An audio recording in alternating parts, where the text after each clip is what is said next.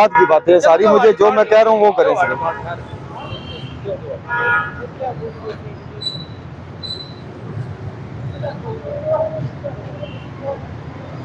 मैंने ये तो नहीं ना किसी को भी कभी कहा। मुझे बताएं आप एक सेकंड, आप भाई साहब नमाजी आदमी लगते हैं मुझे माशाल्लाह। आप सिर्फ एक बात, आपका क्या नाम है?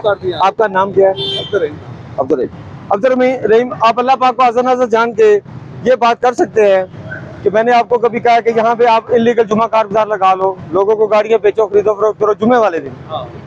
अगर किसी का कोई है जो ऑफिस जो है गाड़ियां बेचने सेल परचेज का, वो एक अलग इशू है। जुम्मे वाले दिन आप अल्लाह को आज़ान जान के बताएं, मैंने किसी को भी अलाउ किया हो कि आप इधर गाड़ियां लगा लें। आप ये बात अल्फन कह सकते हैं? कोई एक बंदा बता दे मुझे, कोई एक सिंगल बंदा। फिर एनी हो आए सर, आगे चल, आगे आएंगी।